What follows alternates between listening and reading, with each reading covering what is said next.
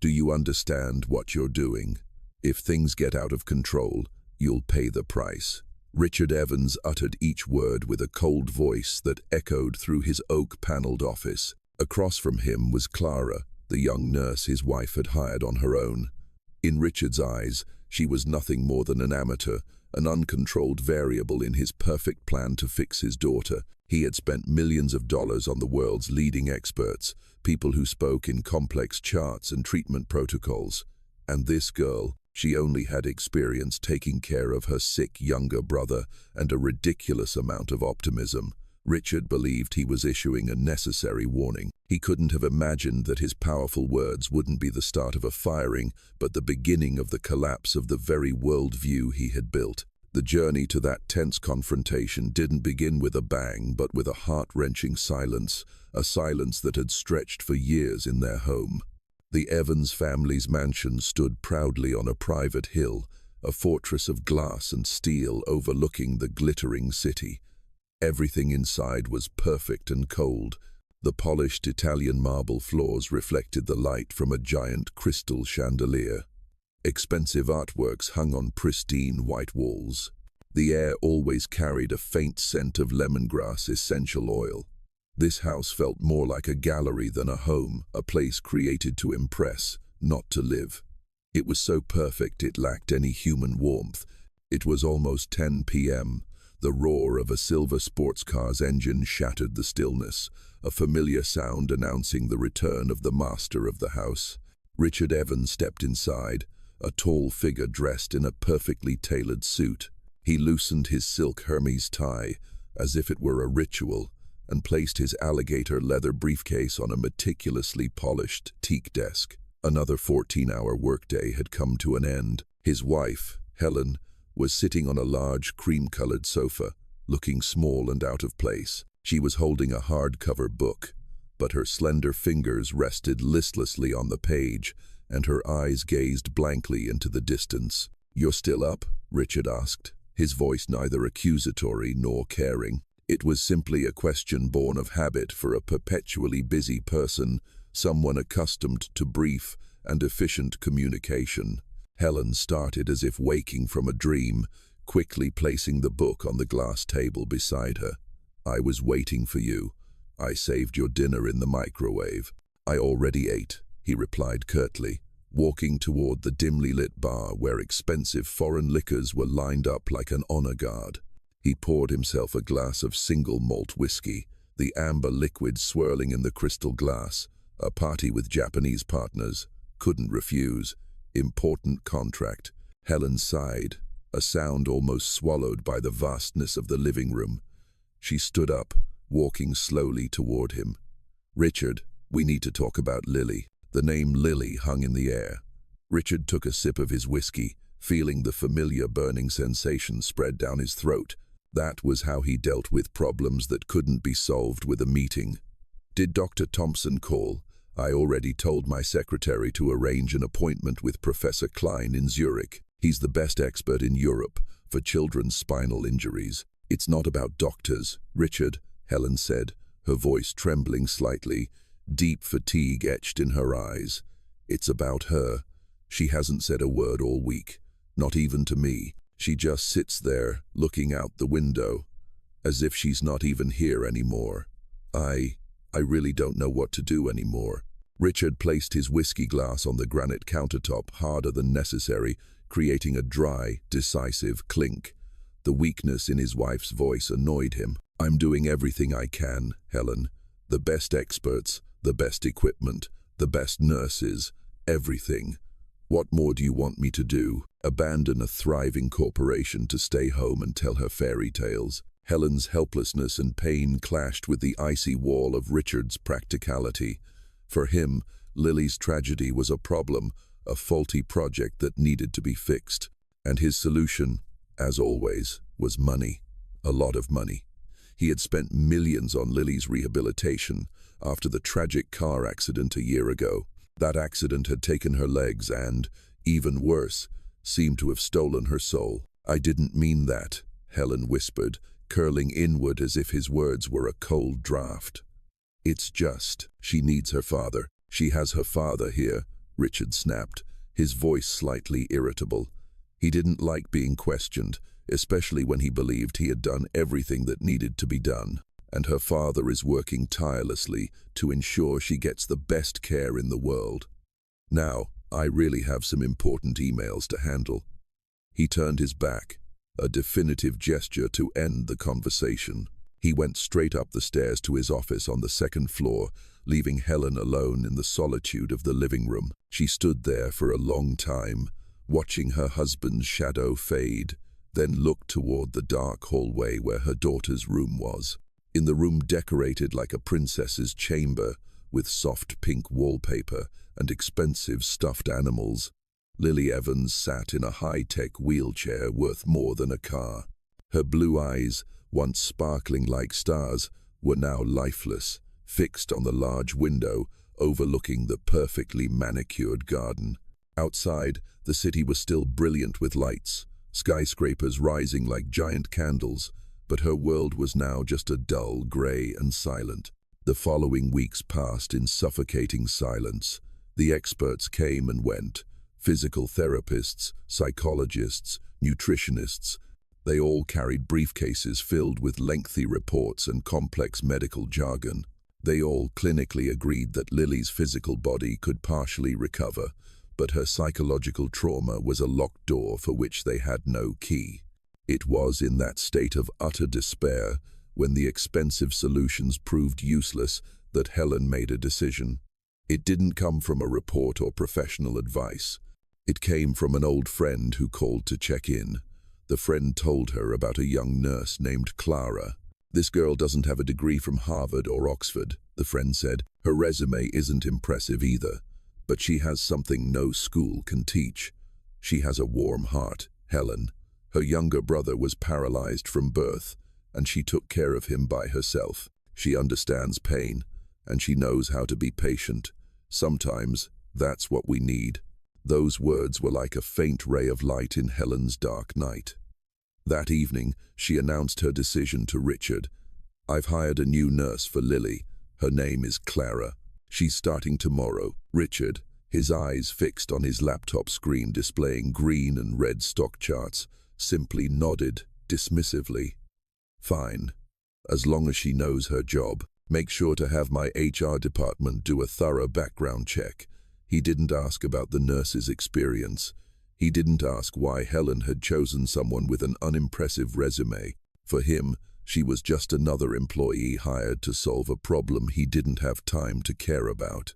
He didn't know that Helen's seemingly small decision had just planted a seed in the arid soil of their family, a seed that would soon sprout, break through the concrete of indifference, and bring an unexpected glimmer of light. Richard Evans's world operated like a programmed Swiss watch, precise and flawless.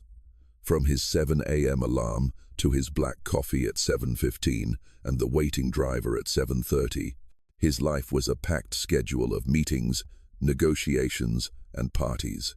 For Richard, surprise was the enemy, and efficiency was everything. One gloomy Tuesday afternoon, the unexpected happened. A crucial negotiation with German partners was postponed due to a snowstorm. It was a minor glitch in Richard's perfect matrix. For the first time in years, he left the office at 4 p.m. The sky was still bright, a foreign sight to him. As his luxury car glided through the gate and into the driveway, he felt something was different. The house at this time would normally be steeped in solemn silence, with only the soft hum of the air purifier and the occasional light footsteps of a housekeeper. But today, as soon as he stepped through the heavy oak door, he heard a sound, a giggle. It was faint, weak, and a bit halting, but it was definitely a laugh. Richard froze in the hallway, the leather briefcase in his hand suddenly feeling heavier.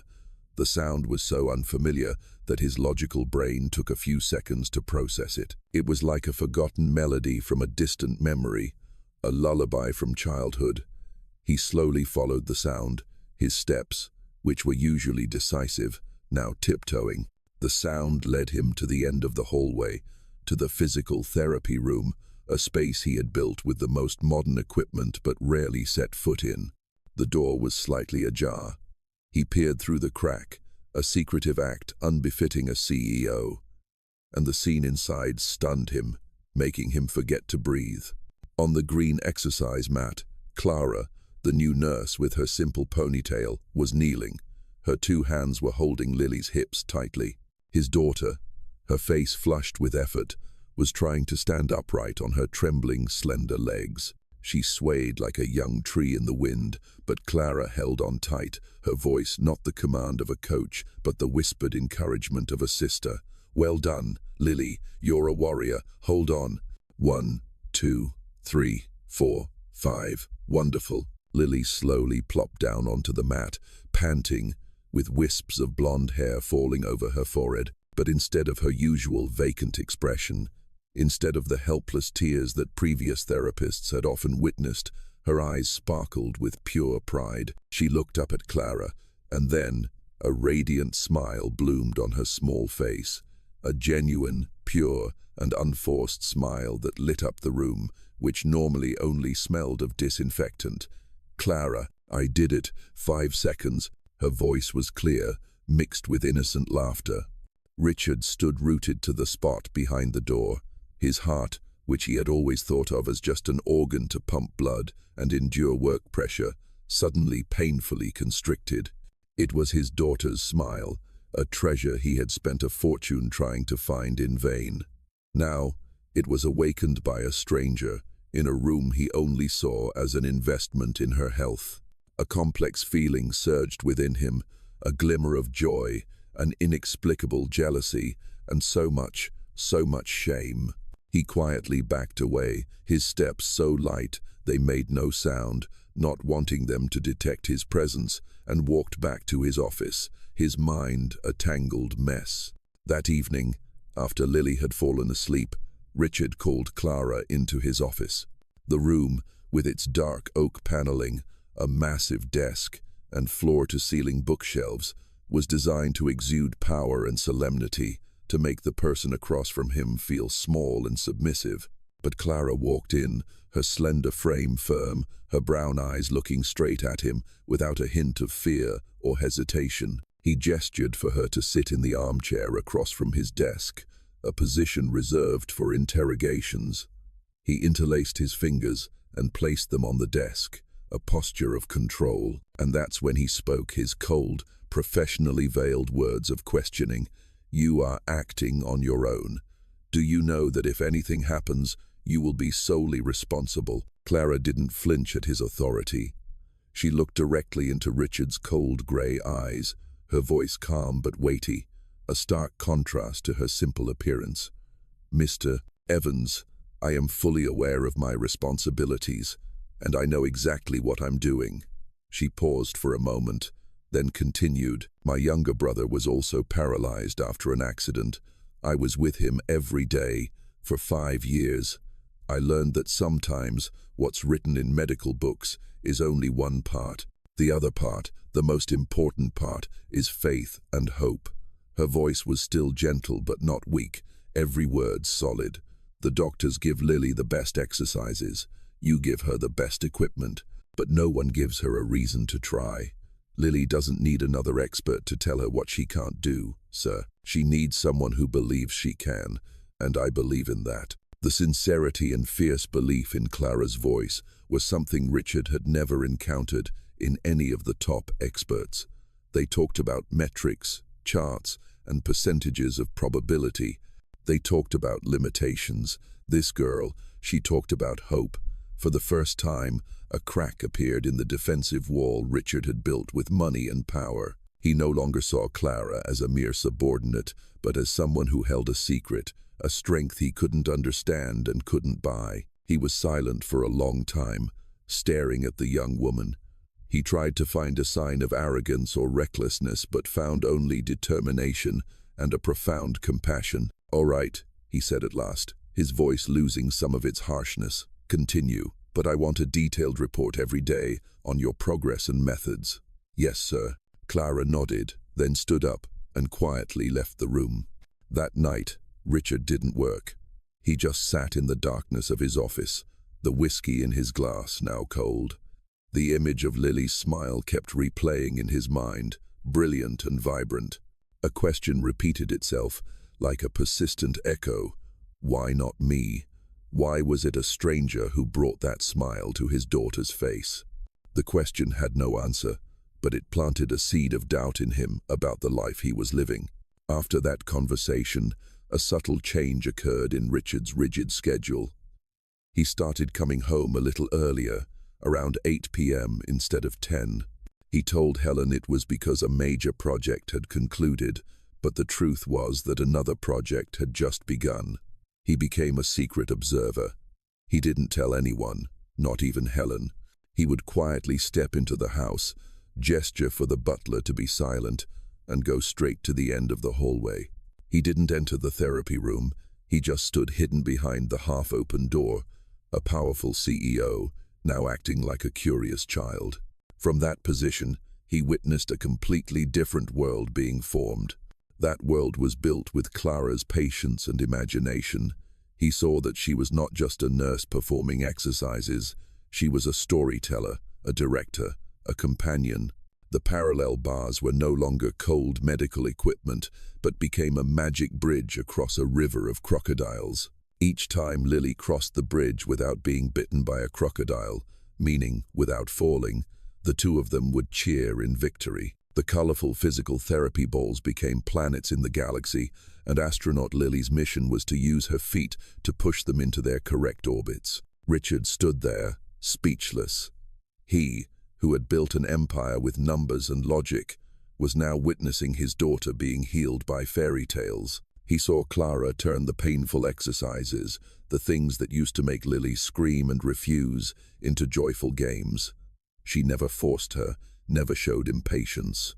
When Lily got tired and wanted to give up, Clara would sit down beside her, not to lecture, but to tell a story about a little bird with a broken wing that never stopped dreaming of the sky. And then, Richard started noticing changes in Lily that no medical report could capture. Her eyes were no longer lifeless. They had begun to sparkle again, sometimes with intense focus on a challenge, and other times lighting up at one of Clara's funny stories. She started talking more, initially just single words, then complete sentences. She asked Clara about her family, about her younger brother. She told Clara about her favorite stuffed dog. Richard stood outside the door, listening to those snippets of conversation, feeling a deep jealousy and an unnamed sadness. His daughter was opening up, but not to him. One night, after Clara had gone, Richard went into Lily's room to say goodnight, a new habit he was trying to maintain. He sat on the edge of the bed, feeling that the silence between them was no longer as suffocating as before, but an invisible distance still remained. As he was about to get up and leave, a small hand tugged at his sleeve. This time, it was more confident than before. "Dad," Richard started, quickly sitting down, his heart pounding. "I'm here, my love. What's wrong?" Lily looked up at him with her clear, hopeful blue eyes. Her voice was no longer a whisper, but clearer, as if a sacred secret needed to be shared. Clara said, "If I keep practicing, one day, I'll be able to run." She paused, took a deep breath, her eyes shining as she spoke of a beautiful future. "I'll be able to run in the park with you, just like before." Silence fell over the room. Lily's words, so innocent and pure, were like a hammer blow to Richard's chest, shattering the layer of ice that had encased his heart for so long. Memories flooded back, not as vague thoughts but as painfully vivid images. The image of 3-year-old Lily, her golden hair flying in the wind, toddling across the city park's green grass, her pure, clear laughter echoing through the air, and him, a younger, less tired version of himself, chasing after her, pretending to be a tickle monster. He remembered the feeling of soft grass under his feet, the warmth of the afternoon sun, and his daughter's endless laughter. When was that? 4 years ago? 5 years ago? It was before the company became a global empire, before meetings lasted until midnight, before his phone rang non-stop even in his dreams. He had been busy building a future for his daughter, a future with the best schools, the most luxurious vacations, a huge trust fund. But in the process, he had lost her present. What had he missed? No, he had missed everything. He realized that he had tried to buy his daughter everything except the one thing she truly needed, himself. His daughter's dream wasn't the latest tech gadget or a trip to Disneyland. Her dream was simply to run with her dad. A heartbreakingly simple dream, one he had unintentionally forgotten. Richard couldn't say a word. He just leaned down and hugged his little girl, trying to hold back the hot tears that were welling up. This time, he no longer felt awkward. He held her tight, feeling the warmth of her body, a connection he had longed for so long without realizing it. That night, Richard couldn't sleep. He went down to his office but didn't open his laptop. He just stood by the large window, looking down at the city sleeping below. The bright neon lights from the skyscrapers, symbols of his success, now seemed meaningless. He was standing on top of the world, yet he felt lonelier than ever.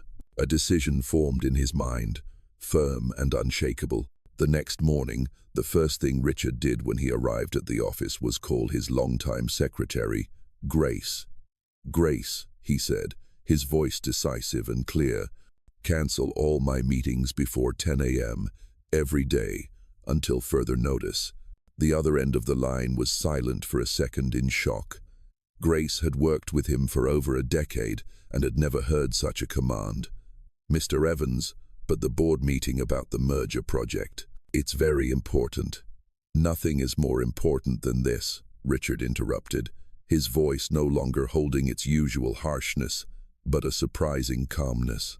"I have a more important project to be a part of, a personal project." He hung up, feeling a strange sense of relief. The burden of an entire corporation seemed to be lifted from his shoulders. For the first time, he didn't feel pressure from numbers and expectations. The most important project of his life wasn't in the skyscrapers, but was waiting for him at home, in a room. In the corner of the room, he watched with his hands clasped together. He felt redundant, out of place in the very world he was trying to enter. He saw his daughter straining until sweat beaded on her forehead, saw the moments she almost fell, and he could only silently clench his fists. His first instinct was to yell, "Be careful," but he managed to swallow the words, realizing that his overprotectiveness was part of the problem. But he didn't give up. On the second day, he didn't sit in the corner anymore.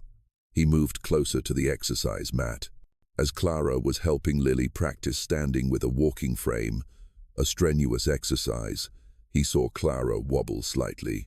Without a moment's hesitation, he stepped forward. "Let me lend a hand," he offered, his voice less awkward. Clara nodded gratefully. "Can you hold her on this side, please?" Richard placed his hands on his daughter's shoulders. For the first time, he felt the trembling of every muscle straining under his palms. Those weren't just numbers on a medical report. They were their backs as they practiced standing, the two of them laughing heartily. She quietly backed away, her eyes glistening with happiness. She didn't want to break that sacred moment. The atmosphere in the house was no longer cold. Dinners were no longer filled with suffocating silence. Instead, there were lively conversations, recaps of Lily's achievements from the day's exercises. "Today I stood for a whole 20 seconds without holding on, Dad," Lily exclaimed, her face radiant.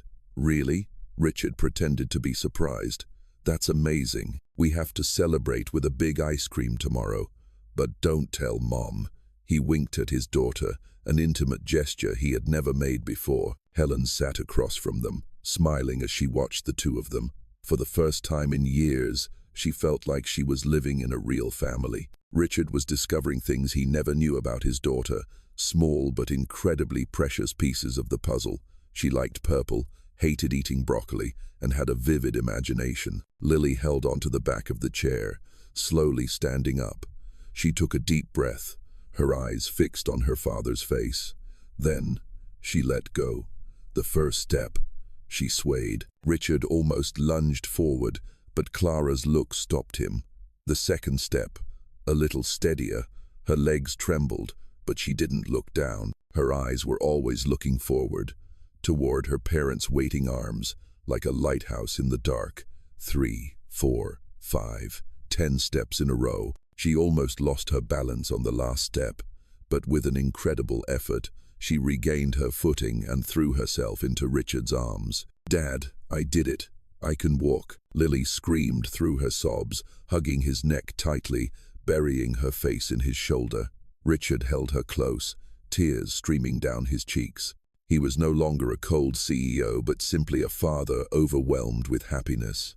He kissed her golden hair, his voice trembling, words catching in his throat. "That's right, my love, you did." And now, the principal's voice rang out from the speaker.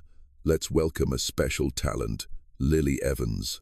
From backstage, a 9-year-old girl with her golden hair tied in a high ponytail, wearing a pretty lavender dress, confidently walked out. She didn't need a wheelchair or crutches. Her steps were steady and graceful. Only when the light shone on her closely did people see a small, elegant brace around one of her legs, not a sign of weakness, but a memory of an extraordinary journey. Lily walked to the center of the stage, standing in front of a microphone that had been lowered to her height. She took a deep breath, her blue eyes scanning the auditorium, then stopped at the 3rd row. There, Richard, Helen, and Clara sat side by side, holding hands. Richard was no longer wearing his business suit. He wore a simple sweater, looking relaxed and happy. His eyes were fixed on his little girl on stage, not with the gaze of a CEO evaluating fear. Dad was by my side every day, turning my tears into laughter. Dad taught me how to fight and never give up. Thank you, Dad. Richard felt his eyes blur. He quickly wiped them, but the tears of pride and happiness kept falling. Helen squeezed his hand, resting her head on his shoulder, also crying. "And my second hero is Clara." Lily turned to Clara, her smile becoming even more radiant. Clara, in her simple floral dress, looked small in the crowd, but in Lily's eyes, she was a giant. She was the first person to believe I could do it, even when I didn't believe in myself. She held my hand and showed me that inside me there was a strength greater than I thought. She taught me something very important. Lily paused for a moment, looking directly at everyone in the hall, her voice becoming powerful and inspiring. She taught me that even without wings, we can still fly. Thank you, Clara. You didn't just heal my daughter, you saved our whole family. The final scene wasn't about stage lights or applause. The final scene was backstage, in a crowded and noisy space where no one else could see. Richard, Helen, Lily, and Clara hugged each other, forming a warm and unbreakable circle. There was no longer a boss and an employee, no longer a distance of social status.